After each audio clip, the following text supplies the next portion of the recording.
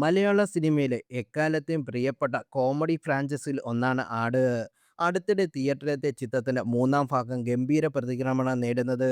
Box ഓഫീസിൽ 100 കോടി എന്ന ചരിത്ര നേട്ടം ആട് 3 സ്വന്തമാക്കിയിരുന്നു. സോഷ്യൽ മീഡിയയിലടക്കം ആടിനെക്കുറിച്ചുള്ള ചർച്ചകൾ ഇപ്പോഴും സജീവമായി നിറഞ്ഞു നിൽക്കുകയാണ്. ഇതിനിടെ ആടുമായി ബന്ധപ്പെട്ട രസകരമായ സംഭവം കുത്തിപ്പൊട്ടിയിരിക്കുകയാണ് ആരാധകരും.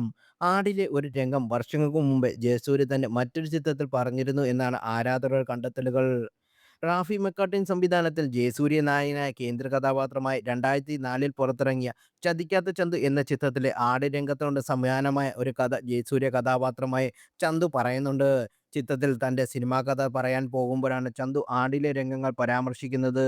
അരയ്ക്ക് താഴേക്ക് തളർന്നു കിടക്കുന്ന ഭർത്താവിനെ ഉപേക്ഷിച്ച് കാമുകനോടൊപ്പം നാടുവിടുന്ന നല്ലവളായ വസുമതിയെക്കുറിച്ചാണ് ചന്തു പറയുന്നത്. വർഷങ്ങൾക്കിപ്പുറം ആടിൻ്റെ ആദ്യ ഭാഗത്തിനും സമാനമായ രംഗങ്ങൾ കാണാനാകും. ചിത്രത്തിന്റെ മൂന്നാം പതിപ്പിലും ഇതുമായി ബന്ധപ്പെട്ട രംഗങ്ങൾ ഉൾപ്പെടുത്തിയിട്ടുണ്ട്. ജയസൂര്യയുടെ കഥാപാത്രമായ ഷാജി പാപ്പനെ ഉപേക്ഷിച്ച് ഭാര്യ മേരി കടന്നുകളയുന്നതാണ് ആടിൽ ഉൾപ്പെടുത്തിയിരിക്കുന്നത്. ചന്തുവിന്റെ അറം പറ്റിയോ കഥയാണെന്ന് പോസ്റ്റ് കണ്ട ആരാധകർ കമന്റ് ബോക്സിൽ കുറിക്കുന്നതും.